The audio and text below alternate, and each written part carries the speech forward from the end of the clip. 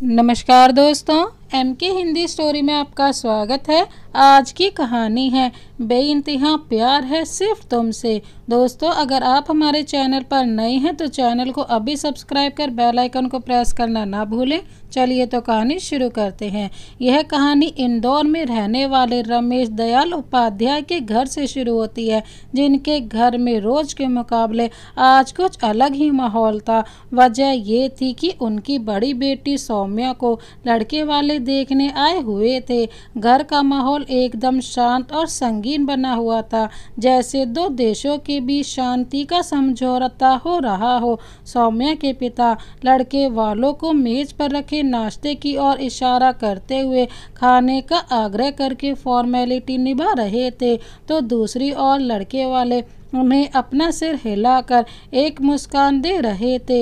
इसी बीच सभी खामोश चेहरों में से सोफे पर तन कर बैठे एक महाशय संदीप, जो एक के बाद एक समोसे खाए जा रहे थे, वहाँ सबसे निश्चिंत लग रहे थे। और क्यों ना होते, वो बीच की पार्टी जो थे, मतलब सौम्या को जो लड़का देखने आया था वो संदीप जी के दोस्त का ही बेटा था। संदीप जी ने ही तो सौम्या के पिता से उस लड़के और उसके परिवार के बारे में लंबी लंबी चर्चा की थी कि अपना जो माधव है ना, हट्टा कट्टा नौजवान है, उम्र यही कुछ 26-27 साल की होगी, किसी की चाकरी नहीं करता, खुद का बिजनेस है उसका, सरल और शांत स्वभाव का है, श्री राम की तरह, और सबसे अच्छी बात इकलौता है।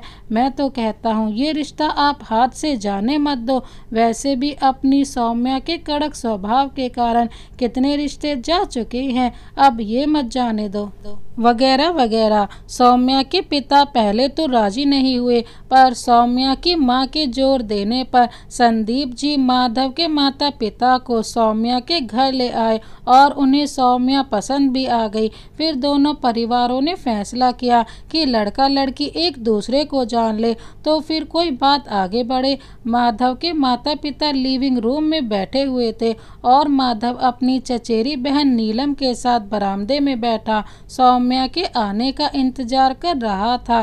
तभी एक खूबसूरत सी लड़की हाथों में चाय की ट्रे लेकर वहां आई।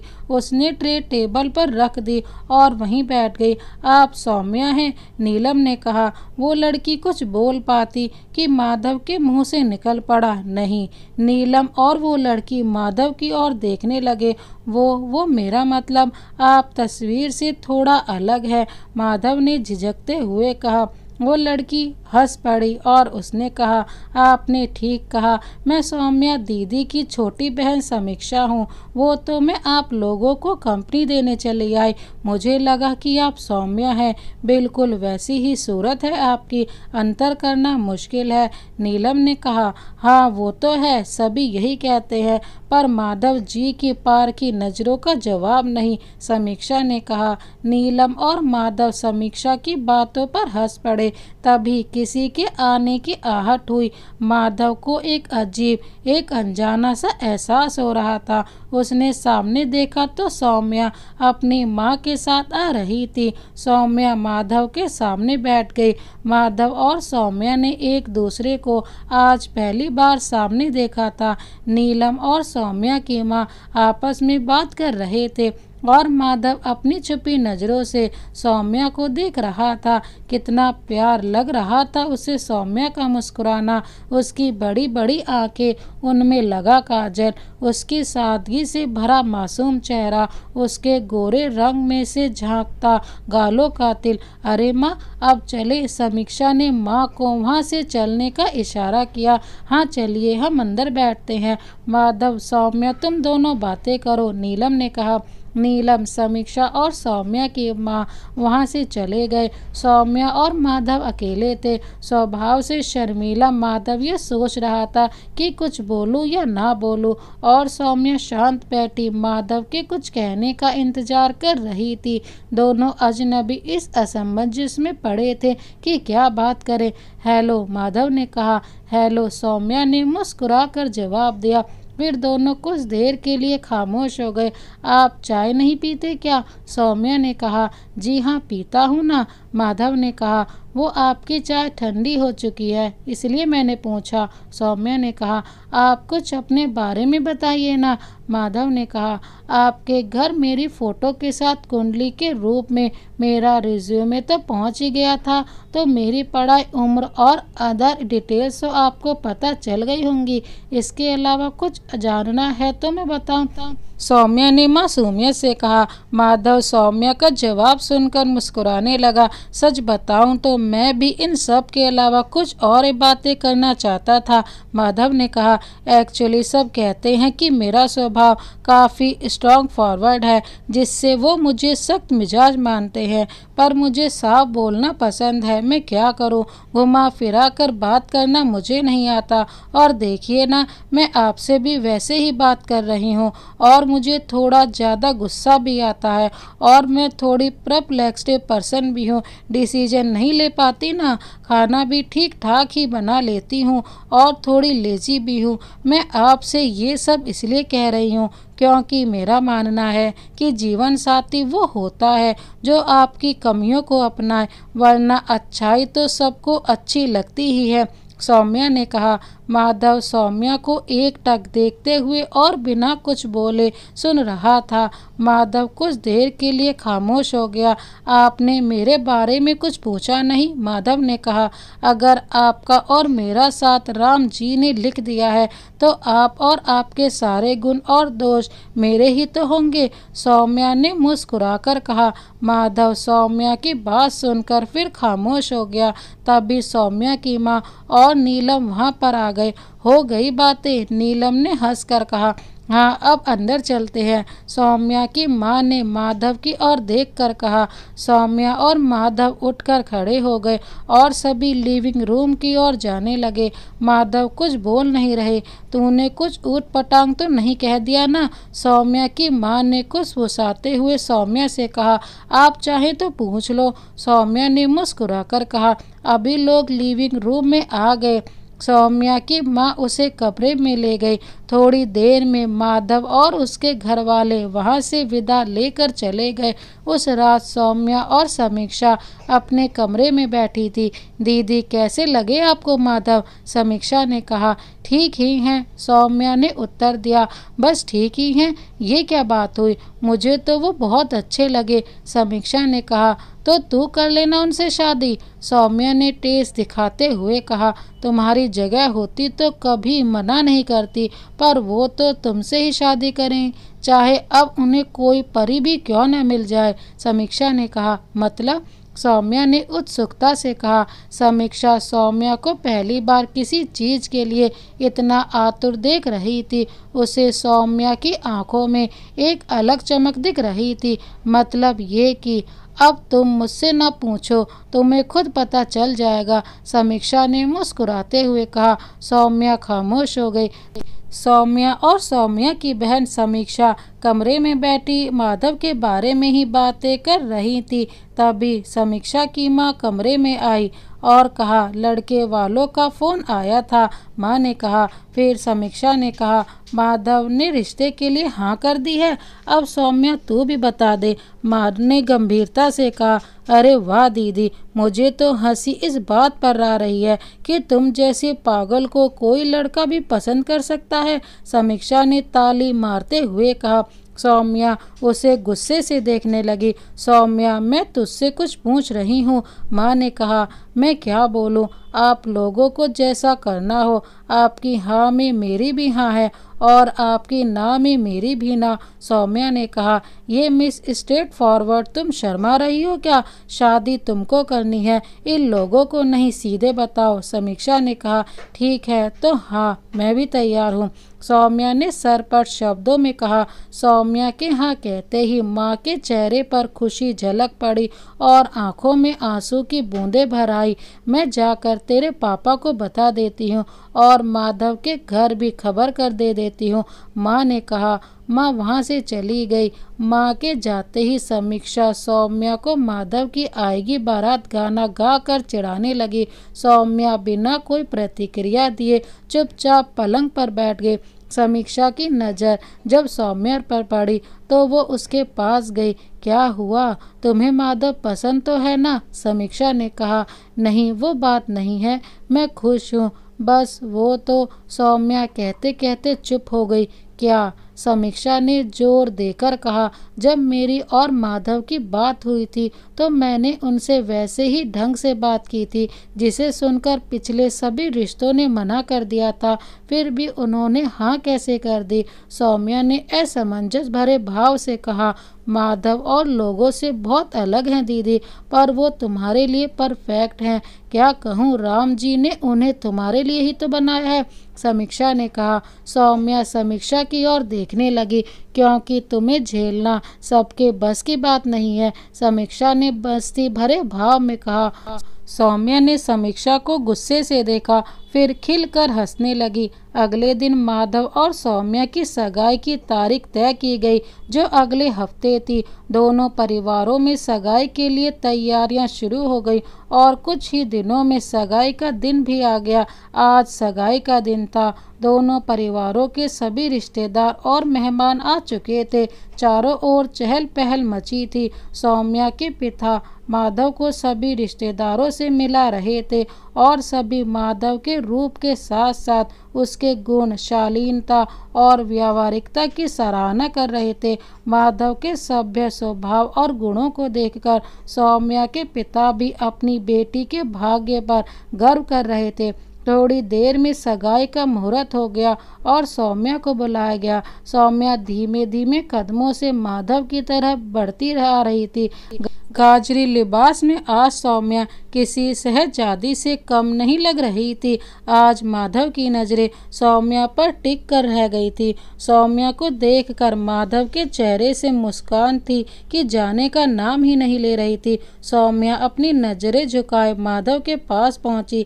जैसे ही उसकी नज़र माधव पर पड़ी तो एक पल के लिए वो भी माधव की आंखों में खो सी गई थी। सगाई का समारोह कुछ देर में समाप्त हो गया। सभी मेहमान अपने अपने घर चले गए थे। सौम्या और माधव के घरवाले शादी की तैयारियों की बातें कर रहे थे। सौम्या अपनी बहनों और सहेलियों के साथ बैठी थी जो उससे माधव के बारे में बात कर रही थी। सौम्या, तूने भी क्या किस्मत पाई है। माधव जीजू कितने हैंडसम है यार, कितने गुड लुकिंग है। वो एकदम दमदार पर्सनालिटी है उनकी, और तो और कितने सभ्य हैं वो। तभी समीक्षा आई। सौम्या दीदी चलो, तुम्हें माँ बुला रही है, समीक्षा ने कहा। क्यों, सौम्या ने समीक्षा से पूछा। चांद दिखाना है तुम्हें यार, अब जल्दी चलो, जरूरी काम है, समीक्षा ने सौम्या का हाथ पकड़ते हुए कहा। समीक्षा सौम्या को छत की ओर ले गई। समीक्षा, तो छत पर क्यों ले आई? तुझे पता है ना, मुझे अंधेरे में घबराहट होती है और माँ की आवाज़ तो आ नहीं रही कहीं से, सौम्या ने समीक्षा के साथ सीढ़ियाँ चढ़ते हुए कहा। अरे चलो तो यार, नहीं है अंधेरा, पापा ने पूरे घर में लाइट लगवाई है, समीक्षा ने कहा। सौम्या समीक्षा के साथ छत पर पहुंची। उसने देखा कि सामने माधव खड़ा है। सौम्या समीक्षा को आंख दिखाकर गुस्से से देखने लगी और समीक्षा मुस्कुराकर वहां से चली गई। हे राम जी, ये समीक्षा भी ना, अभी किसी ने देख लिया तो सब मेरा मजाक बनाएंगे, सौम्या ये कहकर वहाँ से जाने लगी। सौम्या, एक मिनट, सौम्या रुक गई। वो मैंने ही समीक्षा से कहा था। दरअसल उस दिन के बाद हमारी बात नहीं हुई थी तो मैंने सोचा कुछ देर बात कर लेते हैं, माधव ने झिझकते हुए कहा। माधव की बात सुनकर सौम्या वहीं रुक गई। सौम्या माधव के पास आ गई। वो मैंने सुना कि तुम्हें कुछ कन्फ्यूज़न थी, माधव ने कहा। नहीं तो, सौम्या ने उसकी ओर देखकर कहा। सौम्या थोड़ी देर के लिए खामोश हो गई, फिर उसने कहा, समीक्षा ने कहा था ना ये आपसे, सौम्या ने कहा। नहीं तो, उसने तो कुछ नहीं कहा, बल्कि तुम्हें ऊपर लाने के सिवा हमारी ज़्यादा बात भी नहीं हुई। क्यों, कोई बात पूछनी चाहती हो क्या? माधव ने कहा। हाँ, पूछना तो है। आपने मुझसे शादी के लिए हाँ क्यों की, जबकि आपसे मैंने पहली मुलाकात में ही अपनी कमियां बता दी। आपकी जगह कोई और लड़का होता तो तुरंत मना कर देता। सौम्या ने मासूमियत से पूछा। तुम बहुत मासूम हो सौम्या। उस दिन तुमने जो कुछ भी कहा कि तुम रूड हो, गुस्सैल हो, वगैरह वगैरह, ये जानते हुए भी कि मैं मना कर सकता हूँ, फिर भी तुमने इसकी फिक्र नहीं की। ये तुम्हारी मासूमियत और भोलेपन को झलकाता है। और तुम्हें फिक्र है औरों की, तभी तुम नहीं चाहती कि तुम्हारी वजह से कोई परेशान हो, माधव ने कहा। सौम्या माधव की ओर एकटक देख रही थी। और तुमने मुझसे क्या कहा था कि अगर राम जी ने मुझे तुम्हारे नसीब में लिखा है तो मैं और मेरे गुण और दोष सब तुम्हारे ही तो हैं। तो जब राम जी हमारा साथ लिख ही दिया है तो तुम और तुम्हारे गुण, दोष, सुख दुख सब मेरे हैं, माधव ने सौम्या की आंखों में आंखें डालकर कहा। सौम्या माधव की बातों को सुन इस तरह खामोश हो गई कि जैसे उसके पास कोई शब्द ही ना हो। माधव ने सौम्या को एक गिफ्ट देते हुए कहा, ये मैं आपके लिए लाया था। सौम्या गिफ्ट लेने में झिझकने लगी। डोंट वरी, इसमें सिर्फ चॉकलेट्स हैं। यूजुअली लोग मोबाइल गिफ्ट करते हैं, पर मुझे पता था कि आप और लड़कियों की तरह घंटों अपने मंगेतर से बात करने वालों में से नहीं है। आप मन रखने के लिए गिफ्ट ले तो लेती, पर मेरा फ़ोन आने पर आप असहज महसूस करती। ऐसा नहीं है कि हम शादी तक बिल्कुल भी बात नहीं करेंगे, हम बात करेंगे, पर जब आप चाहेंगी, माधव ने कहा। माधव की बात सुनकर सौम्या के चेहरे पर मुस्कान आ गई। उसे समझ नहीं आ रहा था कि वो किस तरह रिएक्ट करे। उसके गाल मारे शर्म के लाल हो गए थे। माधव सौम्या का मुस्कुराता चेहरा देख रहा था जो चांदनी रात में निखर रहा था। मध्यम मध्यम चल रही हवा सौम्या की लटों को छू कर जा रही थी। सौम्या की मासूम नजरें माधव को देख रही थी। यही तो वो अदा थी जो उसे कायल कर गई थी। माधव ने अपने हाथों से सौम्या की लट को उसके कान में थमाया और हल्के से कहा, मैं तुम्हें हर पल इसी तरह खुश रखना चाहता हूँ। I love you. और माधव वहाँ से चला गया। सौम्या वहीं चुपचाप खड़ी थी। माधव के जाते ही समीक्षा आ गई और वो दोनों वहाँ से अपने कमरे की ओर आने लगे। पता है दीदी, जीजू मेरे आने तक सीढ़ियाँ पर ही खड़े थे, क्योंकि तुम्हें अंधेरे से डर जो लगता है, समीक्षा ने कहा। तो वो सीढ़ियों पर क्यों खड़े थे, मेरे साथ छत पर क्यों नहीं रुक गए, सौम्या ने कहा। उन्होंने नीचे किसी को देख लिया था शायद, समीक्षा ने कहा। उस रात सौम्या की नींद जैसे उसकी पलकें छोड़कर भाग गई थी। उसे सिर्फ माधव का ही ख्याल आ रहा था। माधव की बातें, उसका उसके लिए परवाह करना, उसकी अच्छाई और उसका स्पर्श जो सौम्या के मन में नए रंग भर रहा था। दिन गुजरते जा रहे थे। इन दिनों सौम्या के स्वभाव में कुछ नए परिवर्तन दिख रहे थे। सौम्या अधिकतर खोई हुई सी रहने लगी थी। कभी कभी बेवजह मुस्कुराने लगती तो कभी माधव का फोन आने पर वहीं आसपास मंडराने लगती कि कोई एक बार बोल दे कि ले सौम्या तू भी माधव से बात कर ले। और जब माधव से बात करने की बारी आती तो सिर्फ हाल चाल पूछकर फ़ोन रख देती। इधर दूसरी तरफ माधव का हाल भी कुछ ऐसा ही था। माधव भी सौम्या की एक आवाज़ सुनने के लिए बहाने ढूंढकर उसके घर कॉल कर देता था, तो कभी उसकी झलक पाने के लिए शादी की तैयारियों के बहाने उसके घर आ जाता। और जब पर्दे के पीछे से माधव को निहारती सौम्या माधव की नज़र पड़ते ही शर्मा कर छुप जाती, तो माधव के होठों पर शरारती मुस्कान आ जाती। इसी तरह शादी का दिन भी नज़दीक आ गया और माधव सौम्या को लेने बारात लेकर पहुंच गया। दुल्हन के जोड़े में जब सौम्या माधव के पास आई तो माधव उससे नजरें ही नहीं हटा पा रहा था। आज सौम्या और माधव की खुशी उनके चेहरे से निखर कर आ रही थी। माधव को देखकर सौम्या की मुस्कान उसके चेहरे हट ही नहीं रही थी। माधव सौम्या के मुस्कुराते चेहरे को इस तरह देख रहा था जैसे वचन दे रहा हो, ये मुस्कान कभी खोने नहीं दूंगा। जब विदाई के समय सौम्या की आंखों में आंसू आए तो माधव ने अपने दोस्तों के साथ हंसी मजाक करना शुरू कर दिया, जिससे सौम्या के साथ साथ वहां मौजूद सभी लोगों के चेहरे पर हंसी छा गई। कुछ देर बाद सौम्या अपनी नई जिंदगी शुरू करने माधव के घर आ चुकी थी। जब रात हुई तो माधव अपने और सौम्या के कमरे में गया। उसने देखा कि सौम्या सो चुकी थी। थकान के मारे सौम्या इतनी गहरी नींद में थी कि उसे माधव के आने की आहट भी नहीं हुई। माधव आहिस्ता से पलंग के दूसरी तरफ बैठ गया, जिससे सौम्या की नींद न खुल जाए। माधव ने सौम्या के चेहरे पर बिखरी जुल्फों को अपने हाथों से एक तरफ किया। माधव मासूम बच्चे की तरह बेसुध सो रही सौम्या को देख रहा था। उसे कितनी प्यारी लग रही थी वो। माधव की नज़र सौम्या के हाथ के नीचे दबी एक किताब पर पड़ी। उसने उस किताब को आहिस्ते से उठाया और खोला। उसमें बहुत सी कविताएं लिखी थी। माधव एक एक करके उन सभी कविताओं को पढ़ने लगा। ऐसा लग रहा था कि जैसे सौम्या ने उन कविताओं में अपने भाव भरे हों। उन कविताओं में से एक कविता माधव के लिए भी थी। कहते हैं, दुनिया में कोई सदा साथ नहीं रहता, हमारे पास नहीं रहता, पर मैं हमेशा तुम्हारे साथ रहना चाहती हूँ। कुछ बातें तुम्हारी सुनना चाहती हूँ, कुछ लफ्ज़ तुमसे कहना चाहती हूँ। हमेशा तुम्हारे साथ रहना चाहती हूँ।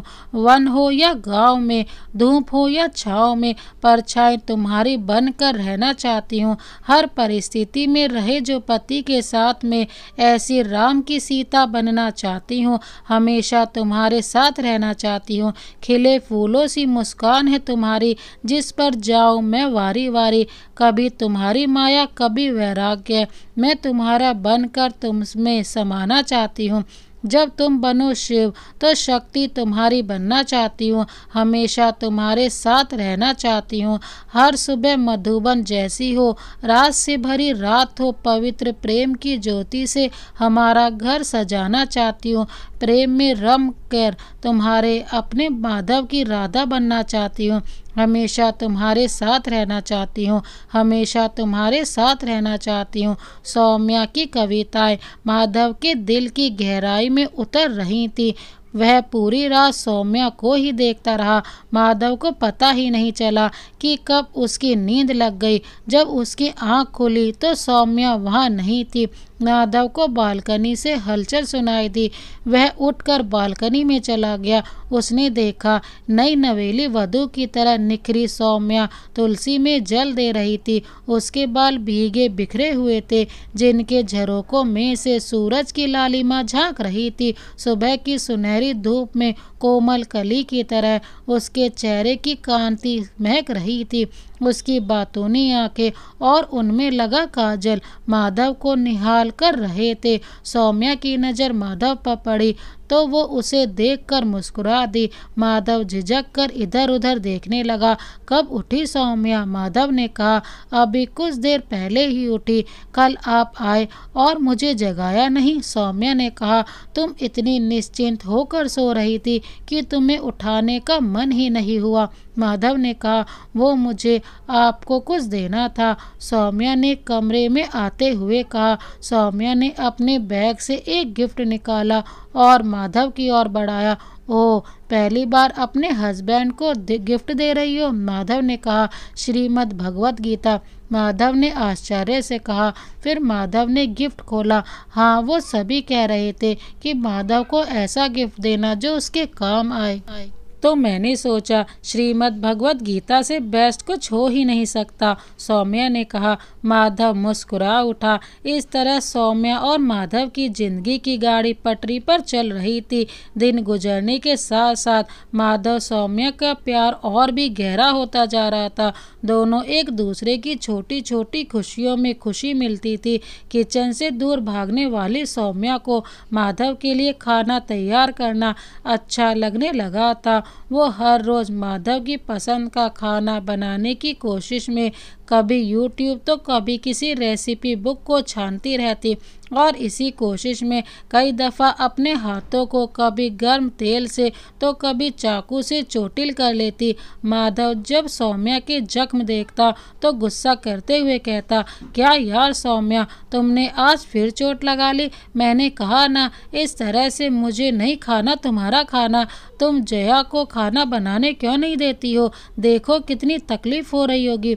फिर माधव सौम्या के हाथों को सहलाते हुए दवा लगा देता और सौम्या कहती, माधव मुझे अच्छा लगता है तुम्हारे लिए खाना बनाना और ऐसे कामों में छोटी मोटी चोटें तो लगती रहती हैं। हाँ, अगर तुम्हें मेरे हाथ का खाना पसंद नहीं है तो सीधे बोल दो। फिर माधव सौम्या का हाथ थामता और कहता, मेरा वो मतलब नहीं था, तुम बहुत अच्छा खाना बनाती हो, बस तुम्हें चोट लगती है तो अच्छा नहीं लगता, बस आई एम सॉरी। और सौम्या खिलखिलाकर हंसने लगती। जब माधव ऑफिस जाता तो सौम्या उसे सी ऑफ करती और शाम को तैयार होकर उसके वापस आने का इंतजार करती। जब शाम को घर वापस आता थका हारा माधव सौम्या को देख अपनी थकावट भूल जाता था। अक्सर माधव सौम्या तक कोई भी गर्म चीज पहुंचने ही नहीं देता, पर जब कभी सौम्या की गर्म खाने से जीभ जल जाती तो उसके मुंह से आह माधव निकल पड़ता और माधव उसे कहीं शहद चटाने लगता तो कहीं ठंडा पानी पिलाकर उसे राहत दिलाने लगता। इसी तरह सौम्या माधव की तबीयत बिगड़ने पर रात रात भर जाग कर उसकी देखभाल करती रहती। माधव उसे मना करता रहता कि कब तक जागोगी यार, इस तरह तो तुम ही बीमार पड़ जाओगी। और सौम्या उसे गुस्से से डांट कर कहती, माधव आप मेरा दिमाग खराब मत करो, मुझे अपना काम करने दो, चुपचाप सो जाओ। जब उन दोनों में से कोई रूठ जाता तो दूसरा बिना झिझके सॉरी कहकर दूसरे को मना लेता। सौम्या तो अक्सर नादानियां करने के बाद माधव से आई एम सॉरी माधव कहती और माधव हंसकर उसे माफ़ कर देता। उन दोनों के रिश्ते की सबसे मासूम चीज़ यही तो थी, बस एक प्यारा सा सॉरी और सब ठीक। दोनों की जिंदगी किसी परियों की कहानी से कम सुंदर नहीं थी। माधव और सौम्या एक दूसरे को प्यार करते हुए अपनी जिंदगी गुजार रहे थे। माधव और सौम्या घंटों गार्डन में बैठकर बातें करते रहते जैसे कोई नया प्रेमी युगल हो।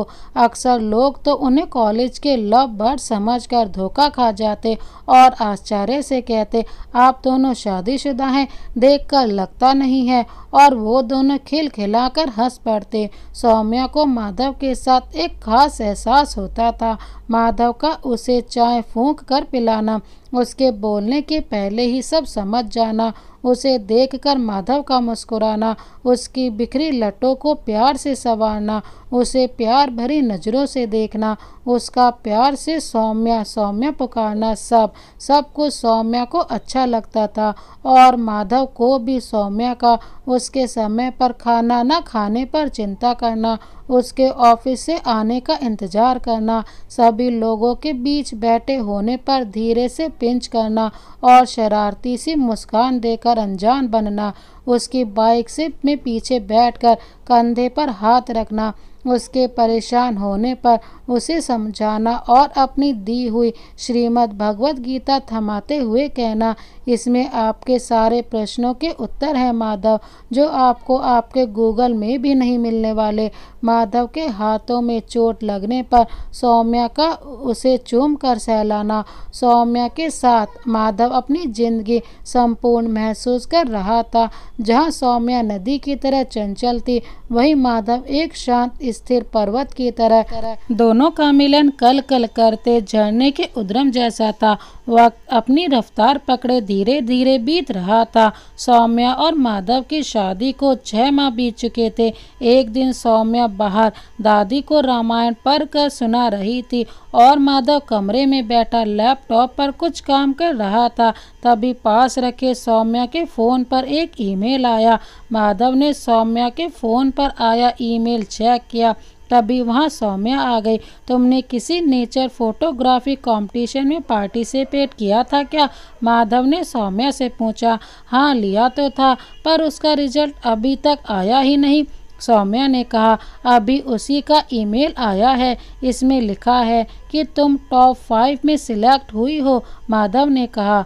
सौम्या आश्चर्य में पड़ गई। अरे क्या बात कर रहे हो माधव, उसमें सिलेक्शन बहुत मुश्किल से होता है, ऐसा हो ही नहीं सकता, इम्पॉसिबल है ये, मुझे तो विश्वास ही नहीं होता। सौम्या ने कहा, लो तुम ही देख लो, और सुनो जल्दी पैकिंग करो, हमें दिल्ली के लिए निकलना है, अवार्ड शो परसों है। माधव ने बिस्तर से उठते हुए कहा। माधव और सौम्या अगले दिन दिल्ली के लिए निकल गए और 2 दिनों के सफ़र के बाद वापस भी आ गए। घर वाले उनका इंतज़ार कर रहे थे। उन्होंने देखा कि सौम्या चिंतित लग रही थी और माधव उसे धैर्य बंधा रहा था। सौम्या बिना किसी से कुछ कहे अपने कमरे में चले गई। क्या हुआ माधव? माँ ने कहा। हाँ माँ, वो अभी आता हूँ, 1 मिनट। इतना कहकर माधव भी अपने कमरे में चला गया और बाहर बैठे घर वाले सौम्या और माधव के कमरे से आ रही कुछ बातों को सुन रहे थे। सौम्या, तुम चिंता मत करो, मैं बात करूँगा माँ पापा से, वो मान जाएंगे। मुझे नहीं लगता माधव, वो बहुत कंजर्वेटिव है और मैं उन्हें परेशान नहीं करना चाहती। रात को खाने के बाद माधव अपने माता पिता के पास गया। माँ पापा, मुझे कुछ बात करनी है, अंदर आ जाऊँ? माधव ने कहा। हाँ आना, बैठ इधर, माधव की माँ ने कहा। वो माँ, मैं और सौम्या जब दिल्ली गए तो वहाँ सौम्या को नेचर फोटोग्राफी में बेस्ट फोटोग्राफर के अवार्ड से सम्मानित किया गया था और इसी के साथ उसे 30 दिन की इंटर्नशिप का ऑफर लेटर मिला है जो चेन्नई में है। तो क्या सौम्या जा सकती है? माधव ने कहा। माधव, अगर अपने शहर में ही होता तो कोई बात ही नहीं थी, पर इतनी दूर चेन्नई जाना, वो भी अकेले, ठीक नहीं होगा बेटे, सौम्या के पिता ने कहा। पर ये सौम्या का सपना है और ऐसे मौके बार बार नहीं मिलते। अगर आपकी बेटी होती तो आप क्या करती? माधव ने कहा। देख माधव, सौम्या हमारी बेटी ही है, तू देखता भी है, पर वो कभी अकेले बाहर नहीं गई, उसे कुछ नहीं पता दुनिया के बारे में। और तू अखबार में पढ़ता तो है ना क्या क्या हो रहा है लड़कियों के साथ, अगर कोई ऊंच नीच हो गई तो क्या करेंगे हम? माधव की माँ ने कहा। आप लोग हर बात को नेगेटिव में क्यों लेते हो? आजकल लड़कियां कितनी तरक्की कर रही हैं, वो भी तो अखबार में आता है ना। क्या वो घर में बैठे बैठे पायलट या साइंटिस्ट बन जाती हैं? और अगर किसी लड़की के साथ कुछ गलत होता है तो उसमें लड़की की कोई गलती नहीं होती क्या? और क्या इन सब चीज़ों के बारे में सोच सोच कर हम अपनी बेटियों को आगे बढ़ाना छोड़ दें, उनकी ज़िंदगी सिर्फ 4 दीवारी तक सीमित रहने दें? अरे ऐसे में तो उन दरिंदों में और हम में कोई फ़र्क ही नहीं बचेगा। माधव ने गुस्से में कहा। देख माधव, तुम्हारी पीढ़ी हम लोगों को तभी समझती है जब तुमसे कुछ बन बिगड़ जाता है। तूने हमसे पूछा और हमने जवाब दे दिया, अब जो तुम लोगों को ठीक लगे वो करो। माधव की माँ ने कहा। माधव बिना कुछ बोले वहाँ से चला गया। माधव अपने कमरे में आया। सौम्या पलंग पर बैठी अपनी डायरी में कुछ लिख रही थी। तुमने पैकिंग करना शुरू नहीं किया? माधव ने अलमारी के ऊपर रखा बैग नीचे उतारते हुए कहा। माधव, मैं माँ पापा की परमिशन के बिना कहीं नहीं जाने वाली, सुन रहे हैं ना आप? सौम्या ने कहा। उन्होंने तुम्हें अकेले जाने के लिए मना किया है, अगर मैं भी तुम्हारे साथ जाऊं तो उन्हें कोई प्रॉब्लम नहीं होगी, माधव ने कहा। लेकिन माधव, लंबा समय है, पूरा 1 महीना लग जाएगा, और आपका ऑफिस, उसका क्या? सौम्या ने चिंता जताते हुए कहा। सौम्या को इस बात की चिंता थी।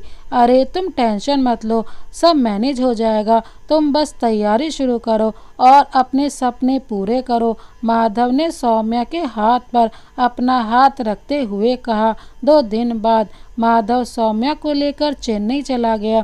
और सौम्या की इंटर्नशिप खत्म होने के बाद वो दोनों वापस आ गए। उन दोनों के चेन्नई से लौटने के 3 दिन बाद सौम्या को एक कॉल आया कि उसे फोटोग्राफर के पद पर एक नामी मैगजीन कंपनी ने जॉब ऑफर की है।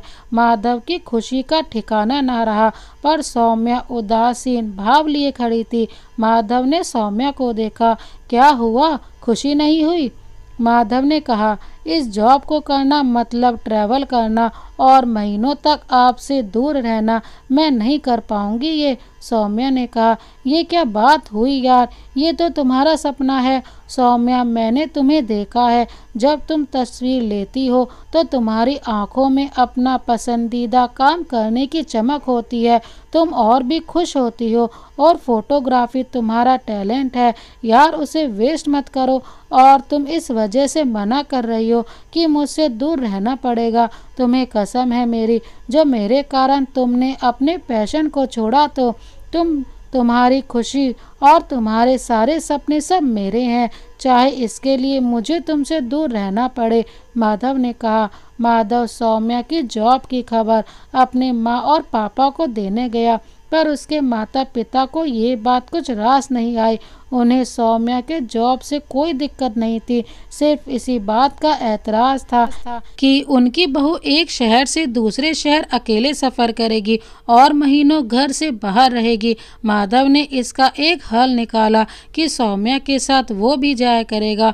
फिर कुछ इस तरह सौम्या का सपना पूरा करने की चाह में माधव सौम्या के साथ एक शहर से दूसरे शहर ट्रैवल करता और उसके साथ रहकर उसकी हर ज़रूरत का ख्याल रखता। सौम्या जब काम करती तो वो एक जगह घंटों बैठकर इंतज़ार करता और अपने लैपटॉप से ही अपने बिजनेस से संबंधित काम करता। कभी कभी तो माधव इतना थक जाता कि बिना खाए ही सो जाता। सौम्या माधव को इस तरह देखकर मन ही मन घुट रही थी। कई बार तो उसे लगता कि वह माधव से जाकर बोल दे कि मुझे नहीं करना कोई फेमस नेचर फोटोग्राफर बनने का सपना पूरा। मैं आपको इस तरह अपने पीछे भागते और परेशान होते नहीं देख पा रही हूँ माधव। कितनी अच्छी थी हमारी सिंपल सी परियों वाली लाइफ। बस अब ये सब यहीं रोक देते हैं। पर वो कुछ भी नहीं कर पा रही थी, क्योंकि माधव ने उसे अपनी कसम जो दे रखी थी। इस तरह करीब 2 माह बीत चुके थे। माधव और सौम्या घर पर ही थे। सौम्या अपने कमरे में बैठी थी, तभी उसे लिविंग रूम से माधव के पापा के चिल्लाने की आवाज़ आई। वो बाहर गई तो उसने देखा पापा माधव पर जोर जोर से डांट रहे थे। तुम्हें समझ नहीं आता क्या? कब तक ऐसे चलेगा? पूरी जिंदगी घूमते रहोगे क्या उसके पीछे? मैं अब अकेले पूरा बिजनेस नहीं संभाल पाऊंगा। तुम्हारे मना करने की वजह से पिछली डील हमारे हाथ से चली गई और अब तुम फिर मना कर रहे हो। रोड पर लाना चाहते हो क्या हमें?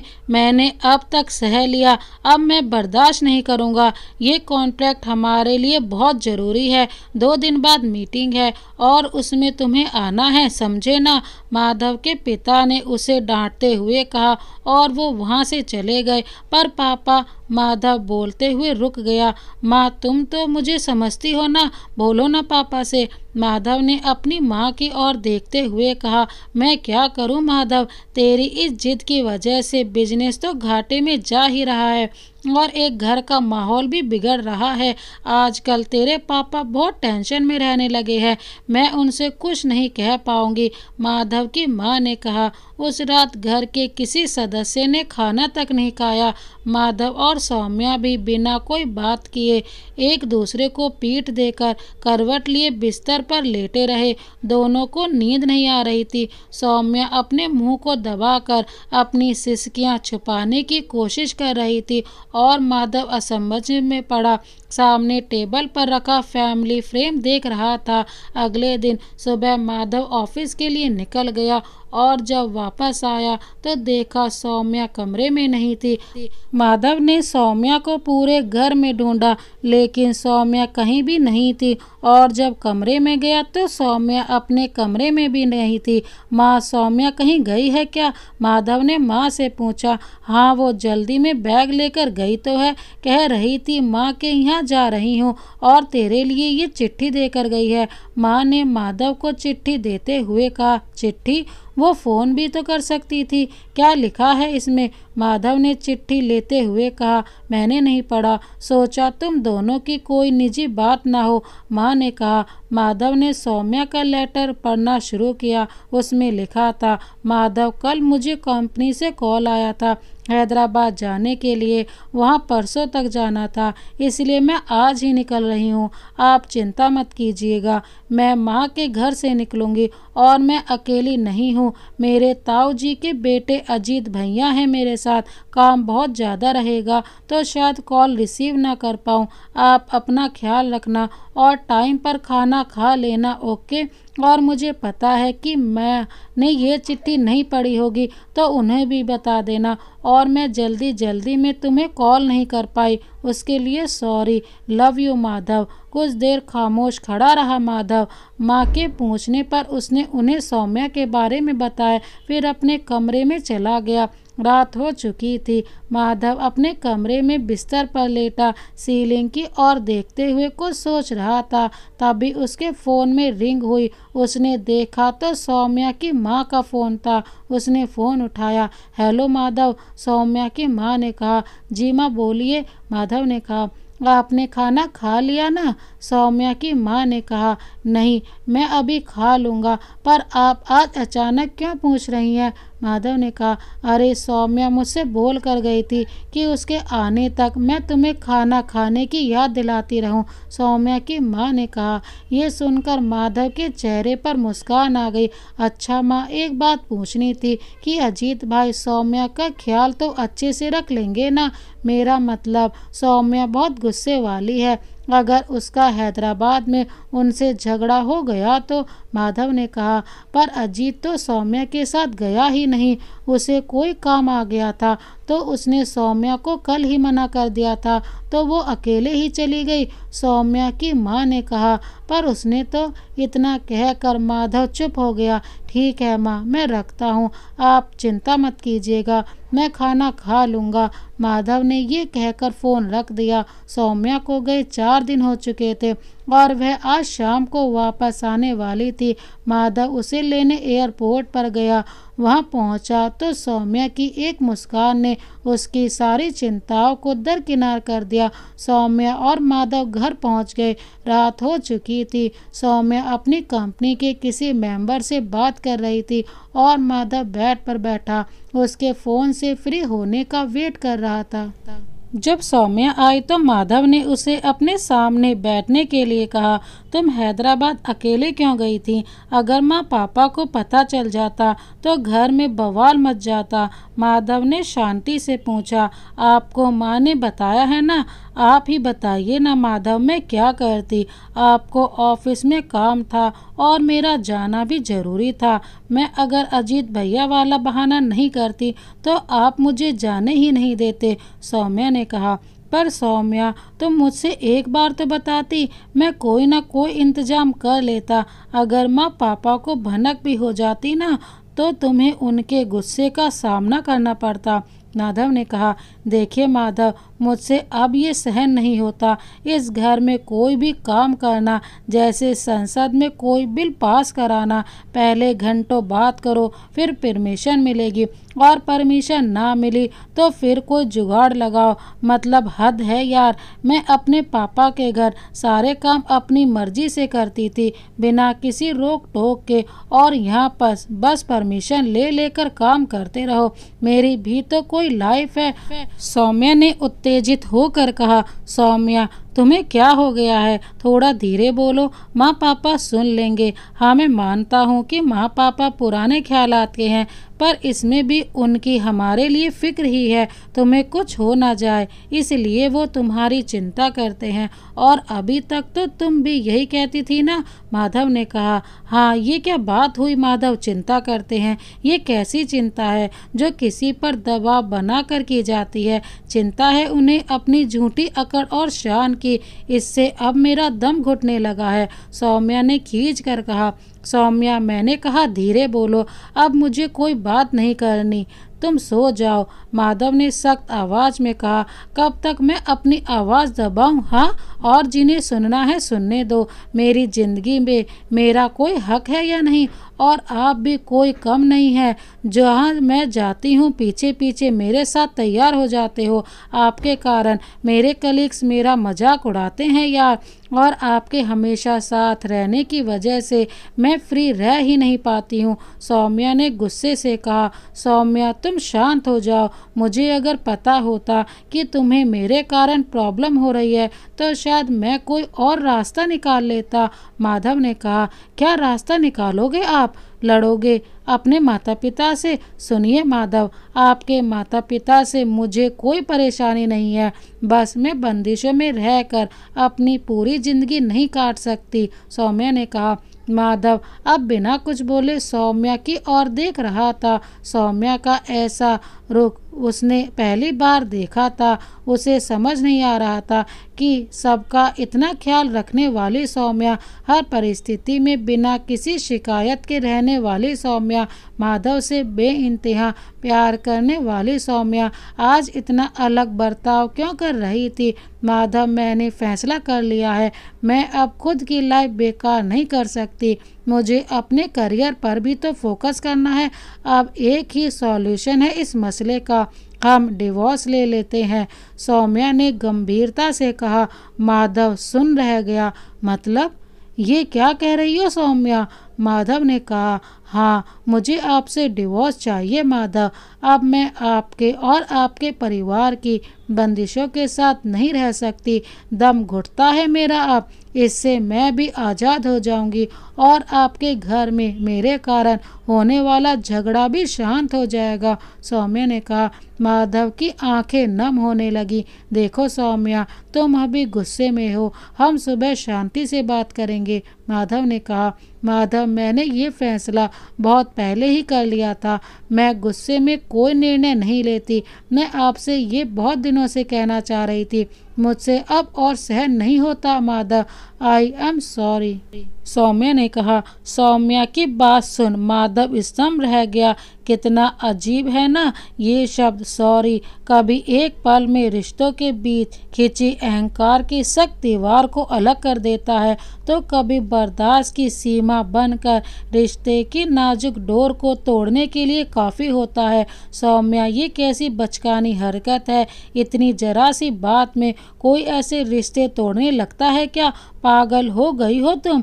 तुम्हें पता भी है कि क्या कह रही हो तुम? शादी को मजाक बना कर रखा है कि अब बर्दाश्त नहीं हो रहा तो चलो एक दूसरे को सॉरी कहकर अलग हो जाते हैं। मैं तुम्हें कोई डिवोर्स नहीं देने वाला, समझी ना? माधव ने गुस्से से चिल्ला कर कहा।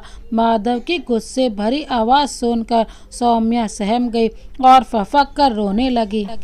माधव गुस्से में कमरे से बाहर चला गया। बाहर खड़े माधव के माता पिता उनकी बातें सुन चुके थे।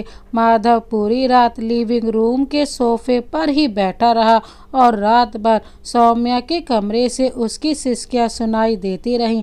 अगले दिन सुबह माधव की नींद खुली। उसने देखा कि सौम्या रोज की तरह घर की मेड जया साथ किचन में नाश्ता पका रही है। सौम्या को पहले की तरह देख माधव ने राह भरी सांस ली। तभी दरवाजे पर किसी की दस्तक हुई।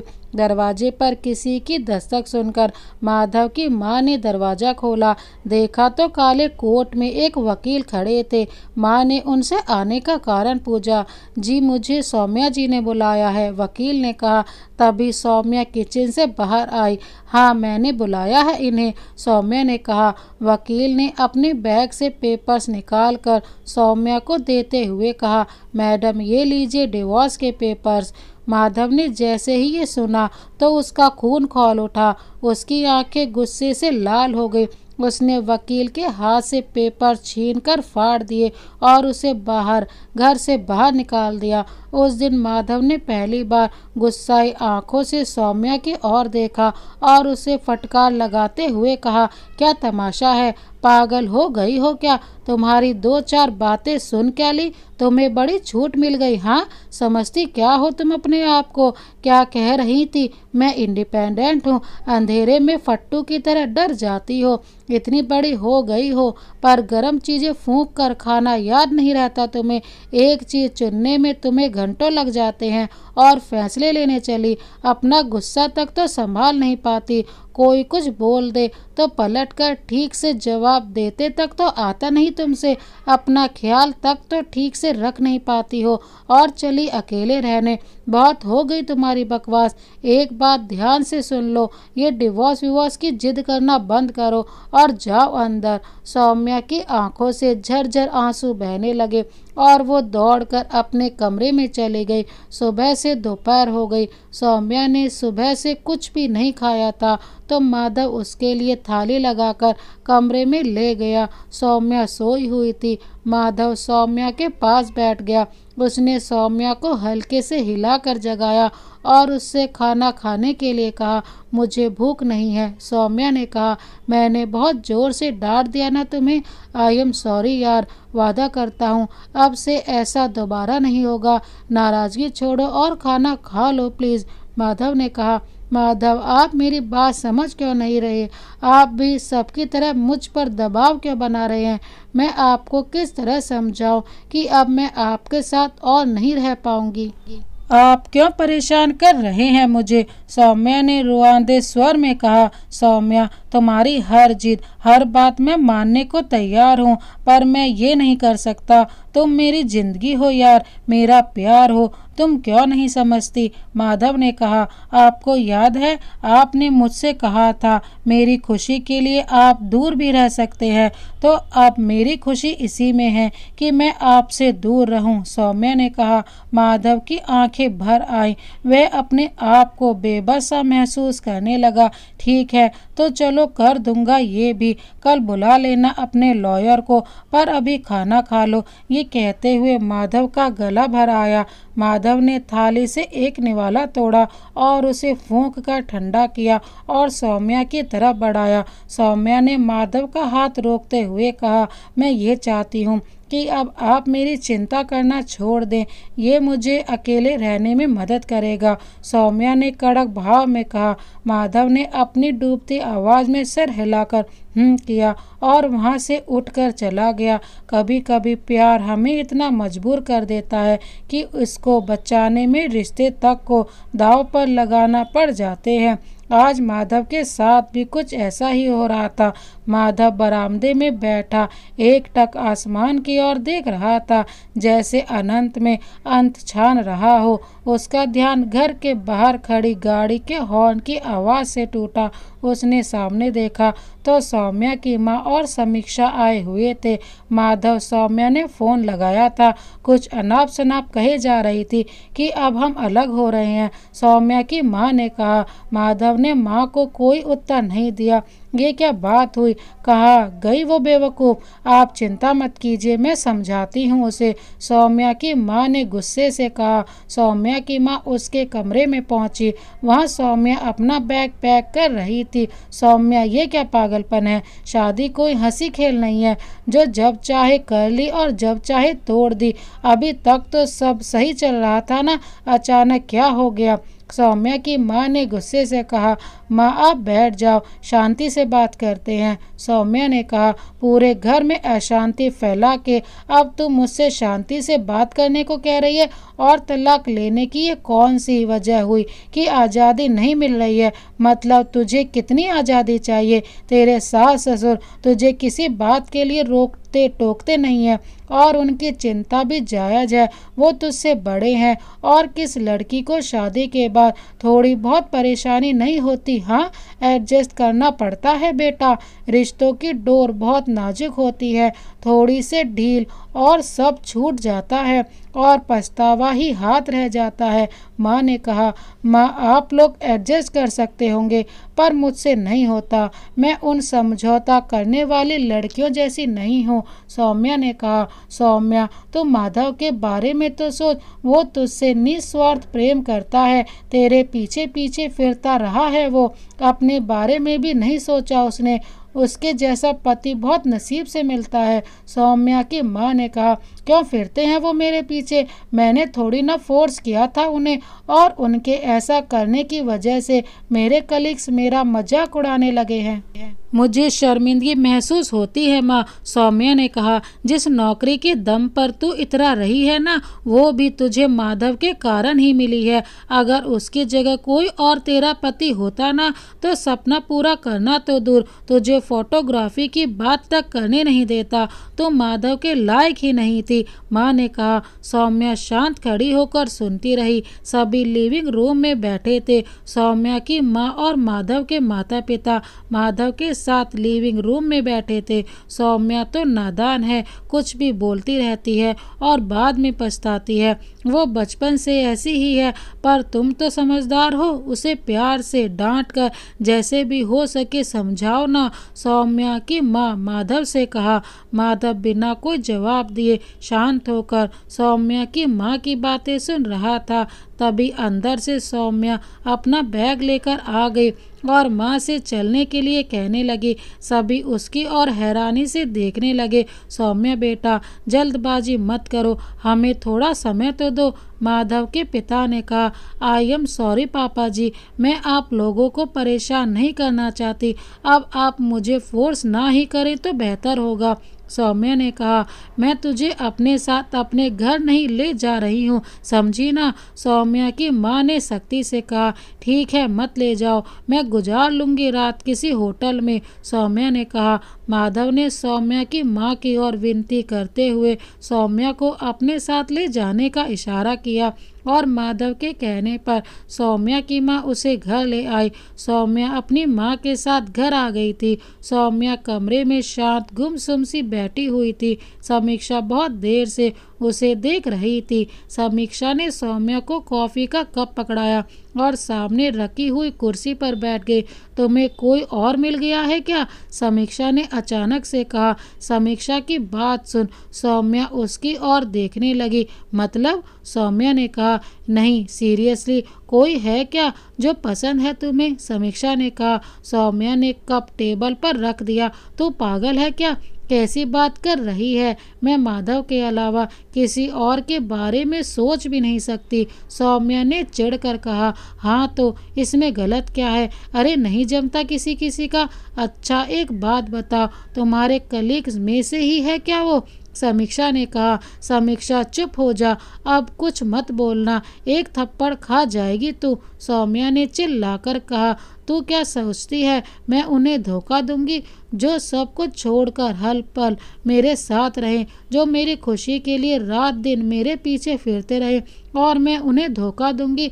वहाँ मैं अपना काम करती थी और वो घंटों बाहर बैठे रहते थे, अपनी भूख प्यास तक का ख्याल नहीं रहता था उन्हें, मेरी वजह से भूखे रहना पड़ता था, मेरे कारण अपने माता पिता की नाराजगी भी झेलते थे। वो बेचारे अपने माता पिता और प्यार के बीच में पिस रहे थे। मैं नहीं देख पा रही थी उनकी ऐसी हालत। माँ सच कहती है, मैं उनके लायक ही नहीं हूँ, मैं उन्हें कोई खुशी नहीं दे पाई, और देखा जाए तो ये सब मेरे ही कारण हो रहा है, इसलिए मैंने सोचा उनसे अलग हो जाऊं। हाँ होगा थोड़ा दर्द, पर कम से कम वो शांति से तो रहेंगे, और कोई कारण नहीं है सच में।